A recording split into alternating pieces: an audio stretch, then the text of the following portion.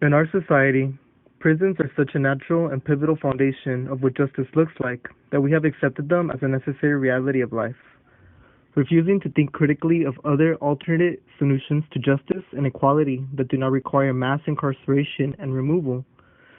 When entering LA, one of the first buildings that welcomes you to the city is the Metropolitan Detention Center. It is located 2 miles away from another detention center. It is easier to find prisons than schools when entering the city. We have discarded and dehumanized the individuals that are incarcerated to justify their imprisonment. Prisons are so naturalized and powerful that we as a society have accepted the narrative that incarcerated people are criminals who are deserving of harsh punishments and removal without routes to restorative justice and community reentry. We believe that these individuals deserve a second chance and opportunity to community reentry and education because many students of color are unjustly funneled into prison via the systems and structures of the school to prison pipeline. School to prison pipeline is a national trend wherein children are funneled out of public schools and into the juvenile and criminal justice system. With the implementation of zero tolerance policies in schools, punishments for untolerated behavior have become harsher. Zero tolerance policies require school officials to give students a specific, consistent, and harsh punishment, usually suspension or expulsion when certain rules are broken.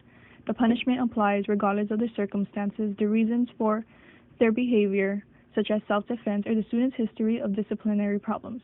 Further research has shown that these policies can put students at risk for dropping out of school and or entering the juvenile justice system. Punishments like out-of-school suspensions can severely disrupt a student's academic progress. The school-to-prison pipeline is therefore a consequence to the minors who have been criminalized with minor infractions due to the zero-tolerance policies. With the policies disproportionately affecting inner-city communities and students of color, they are more likely to be led to the school-to-prison pipeline than their white counterparts. As Angela Davis puts it, prison relieves us of the responsibility of seriously engaging with the problems of our society, especially those produced by racism and increasingly global capitalism. Rather than schools taking the opportunity to help their students and listen to their stories, they instead push them out to relieve themselves of any responsibilities or issues. Take George as an example. When he was facing difficulties at school his senior year, the principal's response was, "Figure this out or we will find a new school for you." Rather than providing him with the resources, the principal would much rather send the student somewhere else.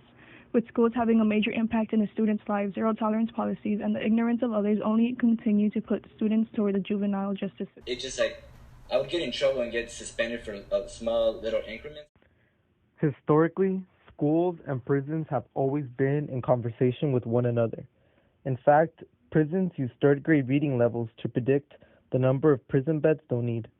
Corporations benefit from the use of prison labor since you can legally pay prisoners less than $1 for an hourly wage, and so it is more profitable to have prisoners than students in higher education. In the state of California, public colleges and universities are provided with furniture produced by prisoners, the vast majority of whom are Latino and Black.